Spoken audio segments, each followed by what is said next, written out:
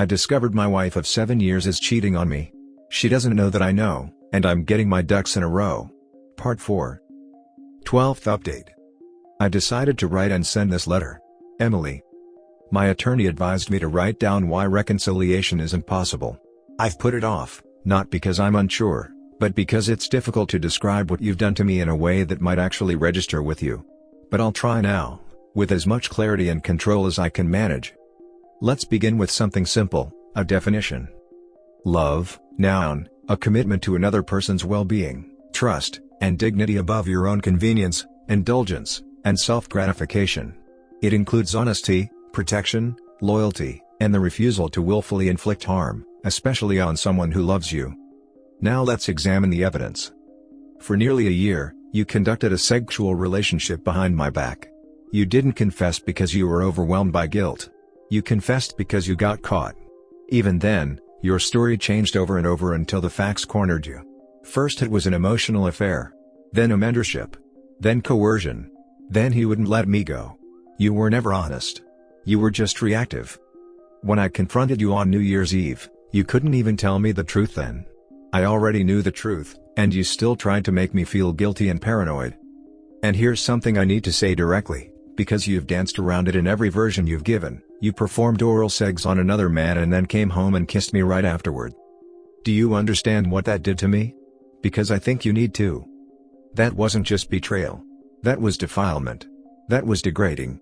That was a level of violation I didn't know was possible inside a marriage.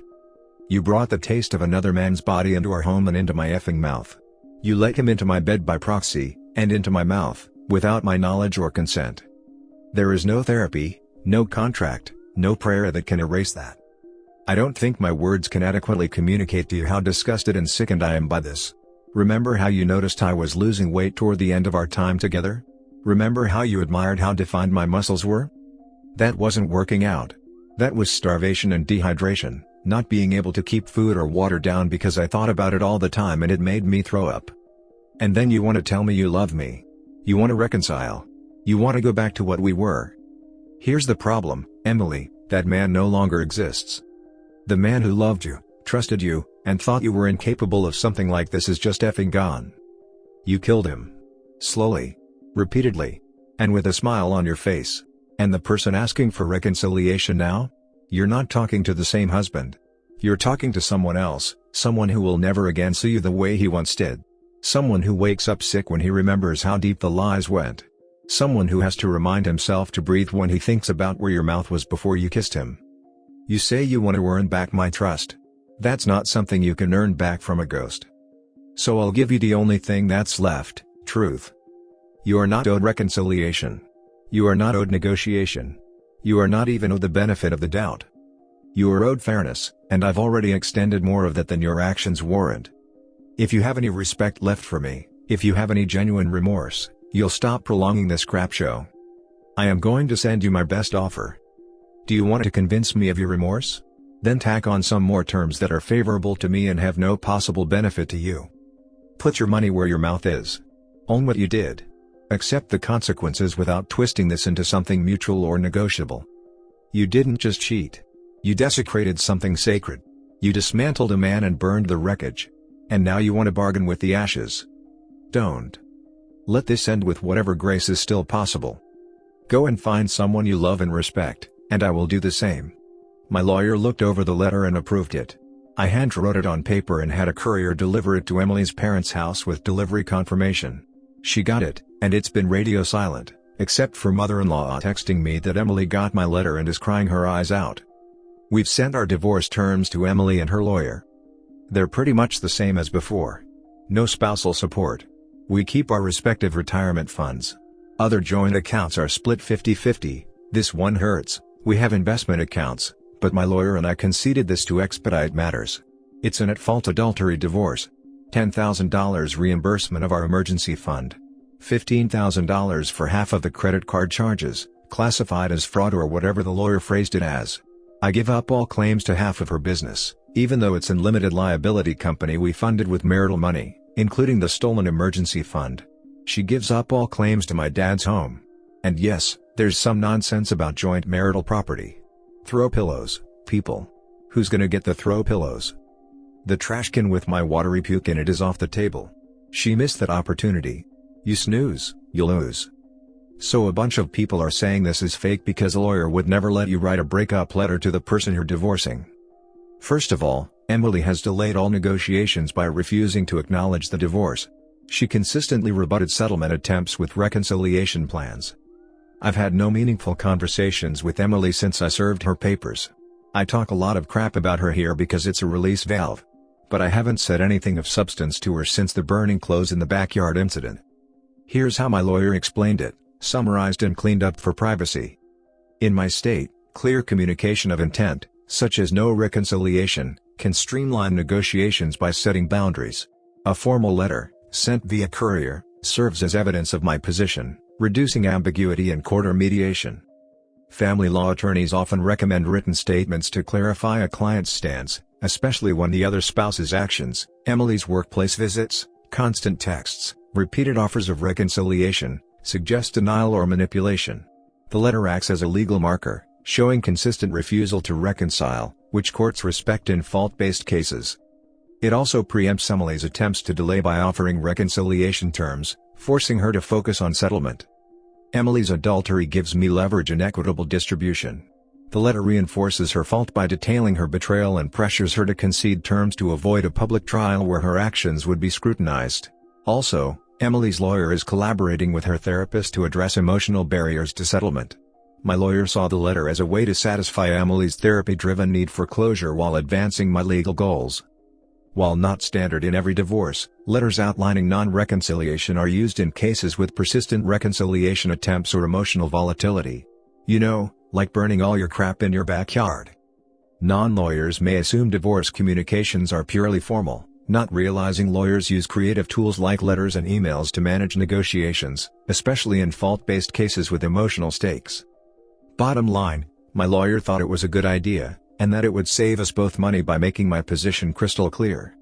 Otherwise, it's just legal pickleball with her serving reconciliation attempts over the net and me shouting F no. And grand slamming them into orbit. Over and over. Lawyers' fees racking up and up. Update May 8, 2025. Sorry I've been radio silent. I'm in the throes of some kind of food poisoning, I think. Basically my internal organs are yelling, everyone out. 2 exits. Mother-in-law has informed me that Emily is getting help in an intensive outpatient program for anxiety and depression. So basically, she works during the day and goes there afterward for a few hours. It was arranged by her parents in coordination with her attorney. To all the new folks who've decided my little corner of Reddit needs a good talking to, welcome.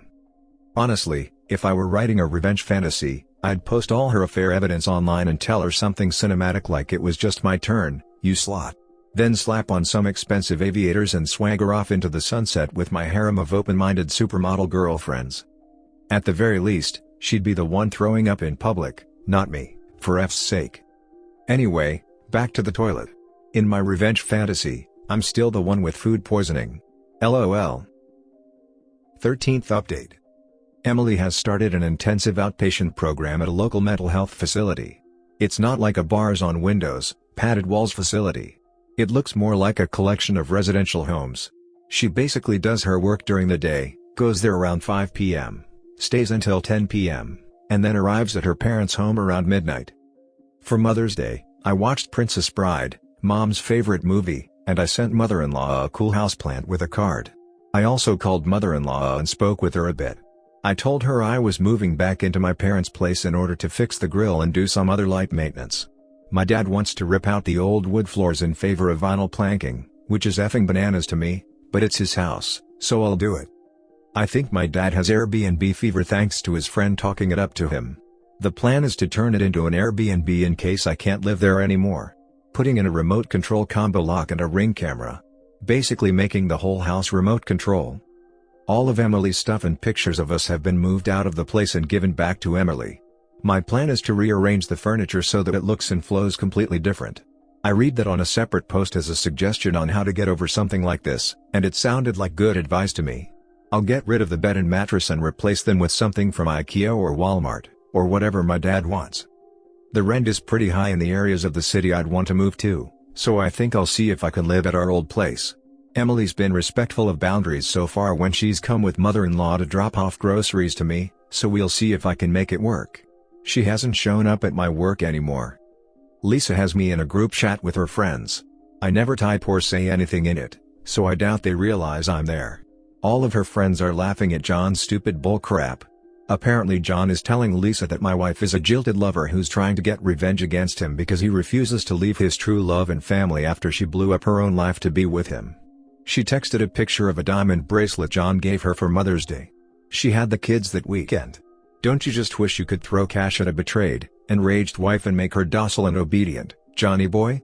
Apparently, in John's world, women are robots powered by money. Father-in-law invited me out to the driving range. It was in Olive Branch. I am not a golfer. When father-in-law met me there, he apologized on behalf of himself for thinking I was the bad guy in all of this and for his daughter's behavior. Then, he handed me a long skinny metal stick with a shiny toaster attached to the end and called it a driver. He had 2 buckets of balls.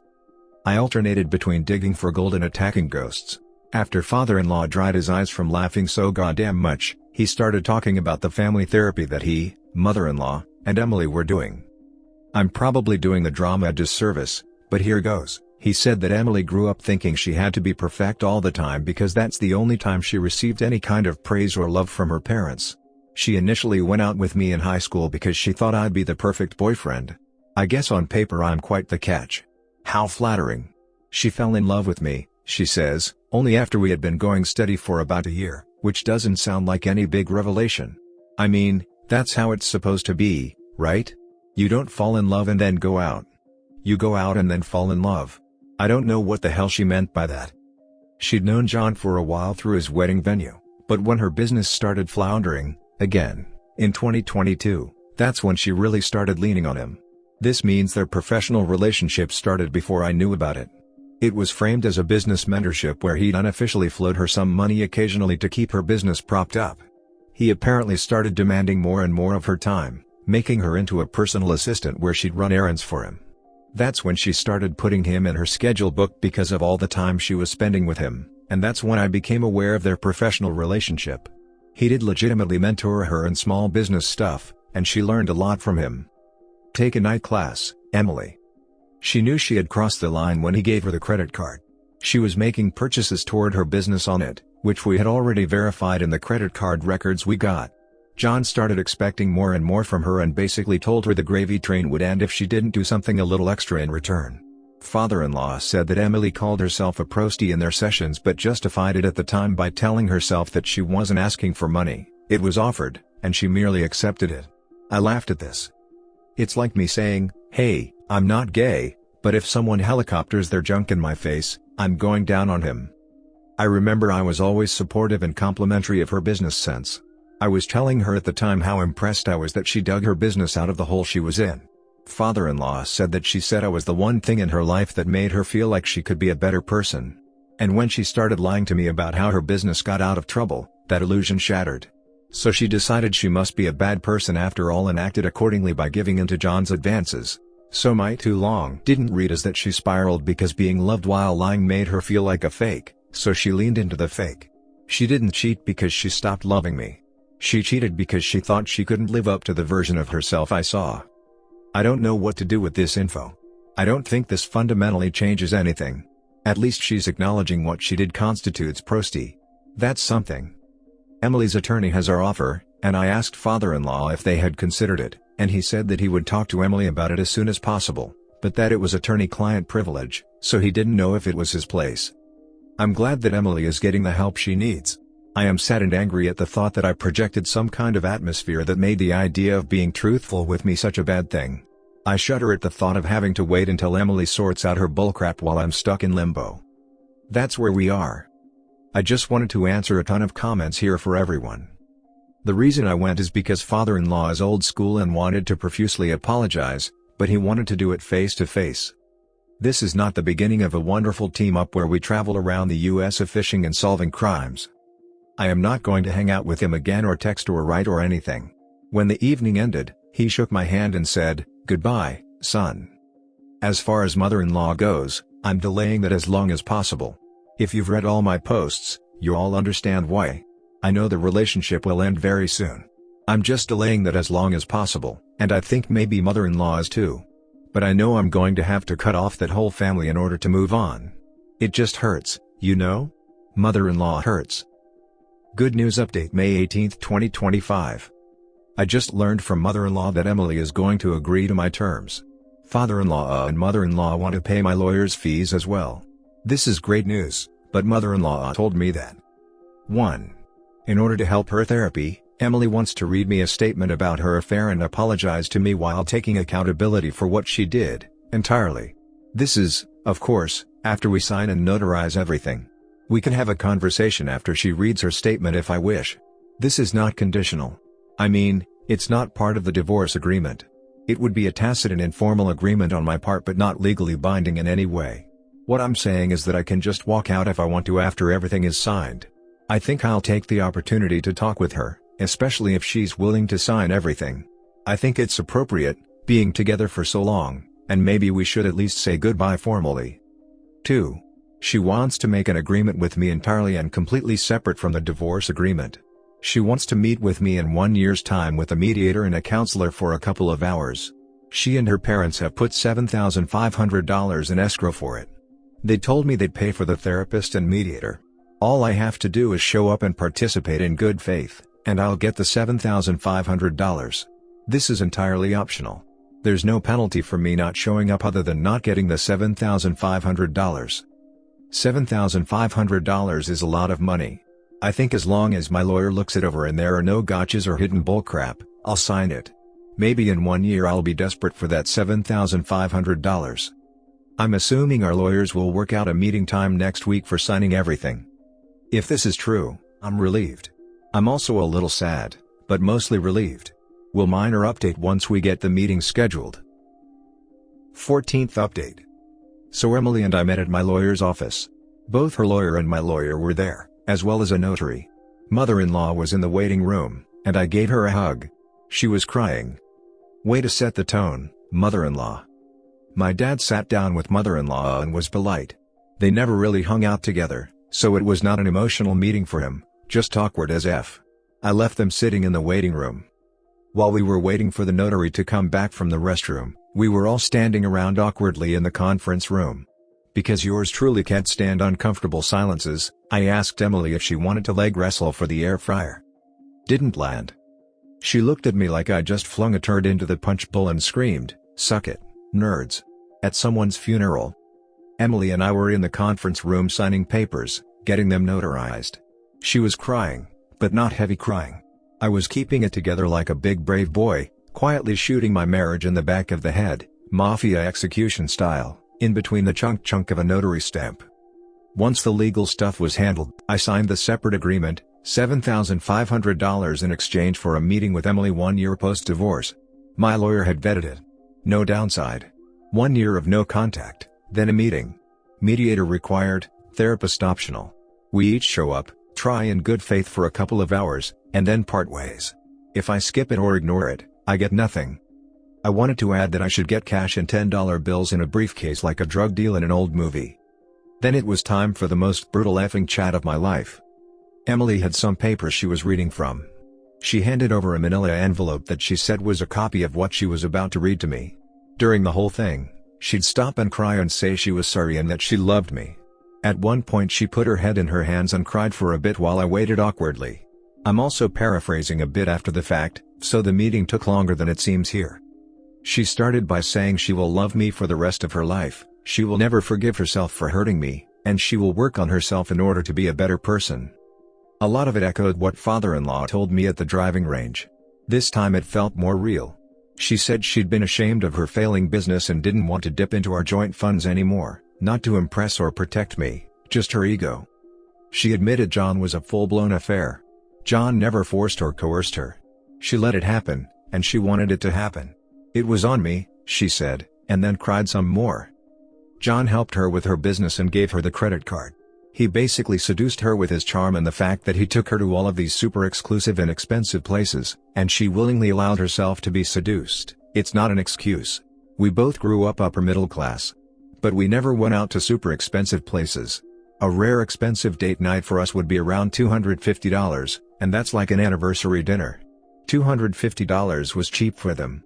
The wine/champagne alone cost $250 at minimum. Seeing the credit card records, I already knew about the expensive restaurants and money spent on stuff, so it wasn't exactly news to me. What stung was how she said it felt like success. Being wanted by a rich a-hole validated her in a way she couldn't admit to herself at the time. She said it was fun in the beginning because she was able to separate it from our life, and she was swept up in the romantic dates and the boutiques and him working his charm. Compartmentalization. She did repeat that she was never in love with him. It was just exciting and forbidden and sneaky. I'm paraphrasing here, she didn't use these exact words. I honestly am having trouble remembering exactly what was said at this point. She said the sex shop purchase was a remote control vibrator, some costumes that she said were cheap and humiliating, and she threw them away because they didn't fit well, condoms and lube. She insisted they always used condoms, but they didn't in actual practice. She was aware of his vasectomy. At this point I was looking longingly at the pen we used to sign the documents and wanting to jam it in my ears one at a time. She said she enjoyed the sex at first because of the excitement and forbiddenness and new relationship energy, but then it became like a chore because John ultimately wasn't particularly great in bed, and she started to feel guilty all the time, and, yet again, she said she didn't love him. She said it stopped being fun when John started acting like he owned her and she owed him her time. She didn't like how possessive he was getting or how he treated her like a thing he bought rather than a person he cared about. She didn't end it then, though. When I asked why, she said she didn't have a good answer other than she felt stuck. She said the gifts and the credit card and the help with her failing business blurred the lines. She, and Bev, told herself to keep it going just a little longer until she could untangle herself because she was too deep into cleanly break away. She said she had already started doing this in October when her business became profitable on its own.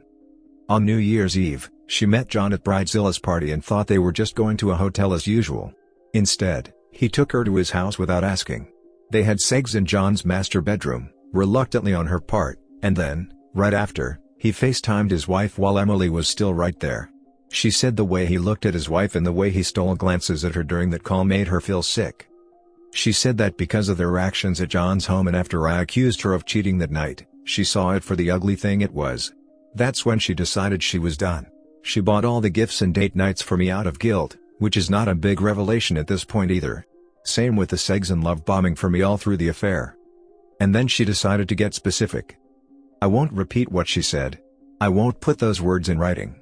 Just know it sounded like she was reading from the script of a low-budget porn shoot. Every word shredded me. Hearing what she let him do, what she chose to let him do, felt like being erased. Like our sex life had been overwritten by some horrific bullcrap. I don't know why she thought I'd want to hear it. I've since learned that it's part of radical honesty and reconciliation. I guess nobody told her that reconciliation requires consent. I didn't sign up for that. I didn't agree to this. After a bit of her reading that nightmare out loud, I was done. I was looking around for another lawyer trash can to throw up in.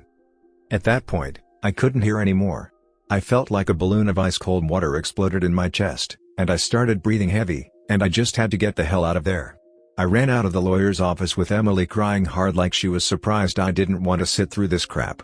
My mother-in-law called after me, and my dad scrambled to follow me like, oh crap, he's leaving. I didn't want to wait for the elevator. We quickly moved down the stairs and got in the car, and my dad drove me home. I shivered uncontrollably the whole drive, teeth chattering. He turned the heat all the way up. Tunnel vision. I couldn't catch my breath. Dad wanted to take me to the emergency room, but I told him I wanted to go home. When we got home, he gave me a hot bath. I was so out of it. Imagine giving your 30-year-old son a hot bath. All I was missing were my rubber ducky and Transformer action figures. After that, I crawled into bed and sobbed myself to sleep while my dad rubbed my back. I woke up and it was nighttime, and I drank like a gallon of water. I desperately wanted to go back to sleep, so I took some NyQuil. Second worst day of my life.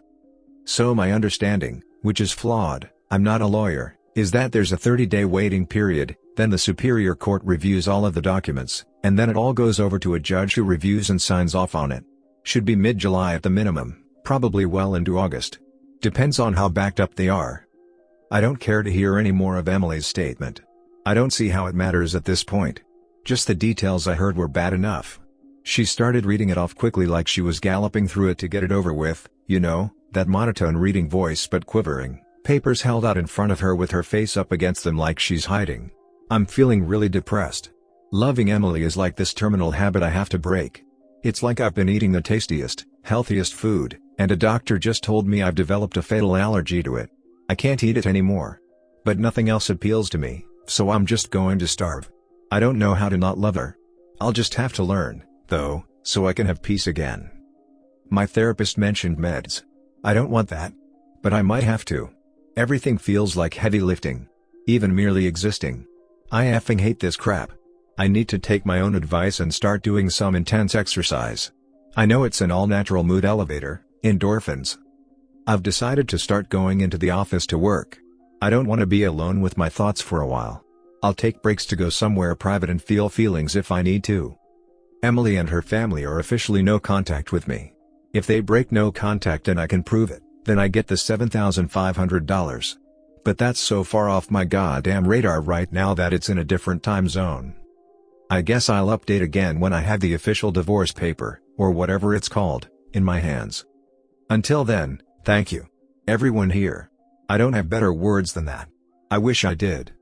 When I get my feet under me, I'll try to keep the karma train rolling and share with people in the same situation. Maybe answer some comments. For now, I want to go out in the garage, grab a hammer, and slam it into my skull until I forget my own name. I just feel so goddamn tired, man. May 30th, 2025. Just wanted to clarify a few things from private messages and comments and do a little journaling. First of all, I'm doing okay. I'm breathing. No plans to change that fact. My therapist recommended a low dose of Lexapro, and my physician agreed. Filling that now. I found out about the reconciliation thing from Bob of all people. When I was telling the group chat about Emily's confession, Bob talked about how that's what you do in reconciliation, and Matt and Jim were like, ha ha ha, what the F, dude? That's when Bob confessed he'd been doing research on reconciliation and that he's a romantic who believes love conquers all. I think his girlfriend is a lucky woman. First, the random questions. We were waiting on the notary because she was very pregnant and said the baby regularly uses her bladder for field goal kicking practice. When Emily read her statement, we were alone in the conference room. The papers were signed, dated, and notarized, and whisked away to magical legal land, so the lawyers' jobs were basically done. At that point, she could admit to having sex with the entire city of Cleveland, Ohio, and it wouldn't affect the divorce outcome. After talking with my dad, he said he'd been chatting with mother-in-law while all this was taking place. He's not great with subtleties of communication, but he said she seemed crazy and just kept talking. He said she told Emily that she'd better do whatever the books and therapists told her to do in order to reconcile with me that day. When I met mother-in-law, she didn't seem crazy, just very sad. I do think that explains Emily trying to speedrun reconciliation.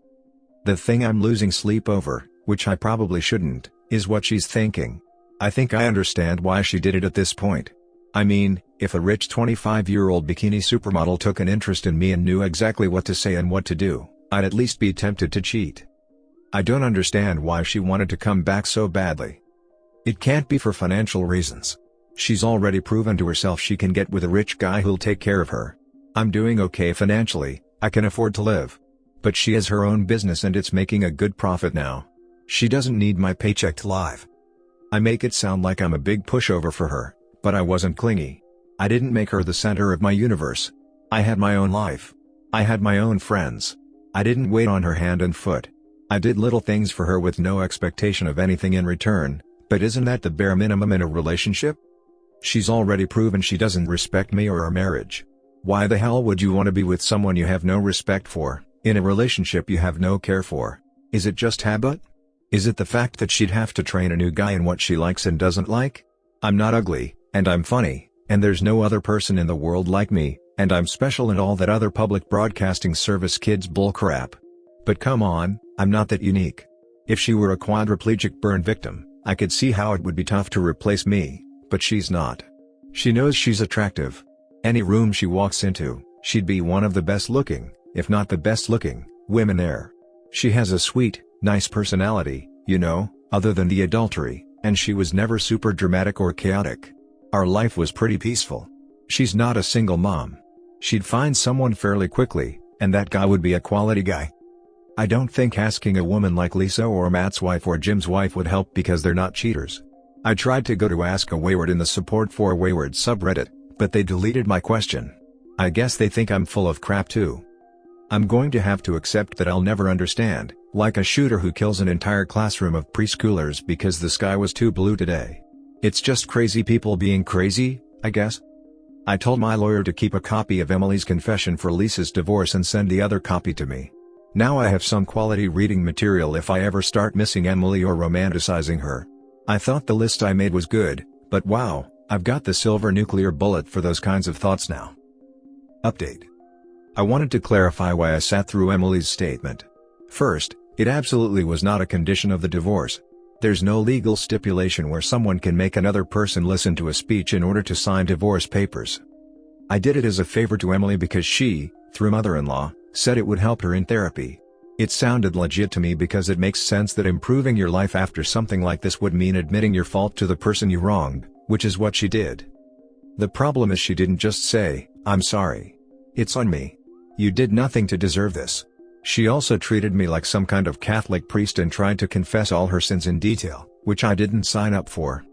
I don't think she was deliberately trying to hurt me, which ironically makes it worse. I think she's just that out of it. To a certain degree, it might be on me because I've been completely no contact with her. However, in my defense, in my letter to her I made it pretty clear I have no intention of reconciling. Maybe mother-in-law didn't read that letter because it was sent to Emily. I don't know. Maybe she's getting pressure from mother-in-law and father-in-law. Up until the details, it was kind of cathartic to hear her take complete responsibility for it and not put any blame on me, which seems rare in these situations. I just wish it had stopped there. When she started going into detail, I sort of froze, like I couldn't believe what I was hearing. Like, is she really saying this crap? Am I being pranked? I was in shock, and then the fight or flight kicked in. I couldn't very well throw my fist across her jaw to shut her up, so I got up and ran.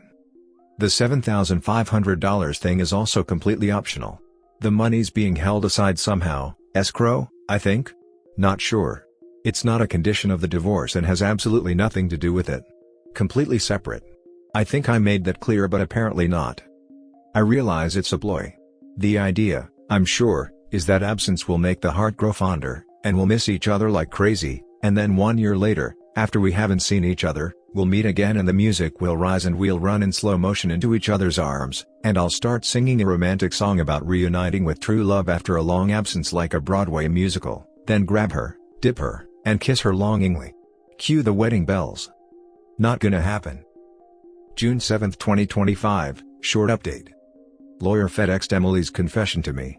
She told me not to open it and just keep it for my records, just in case. It's sitting there in the FedEx envelope, unopened, in a drawer in the guest bathroom.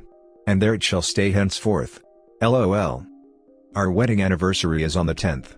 Jim told me he's getting Matt and Bob together for a non-drinking party. Our final anniversary being married. What a effed up celebration that'll be. Maybe she'll break no contact and I'll get myself a $7,500 anniversary gift. I've been pretty down. The Lexa Pro is taking its sweet time kicking in. I deal with it by kicking up the endorphins, usually by hitting my neighbor's lap pool and swimming like a refugee escaping communism. The neighbors, and wife, are retired with grown kids and have left for the summer to their place in Idaho. They gave me free rein to the pool as long as I keep an eye on the place. I'm sorry I'm not very communicative. I'll update later. I'm alive. I have no plans to change that, because F them all. I'm not going to be anyone's Othello, kind of a stretch there, but you know what I mean.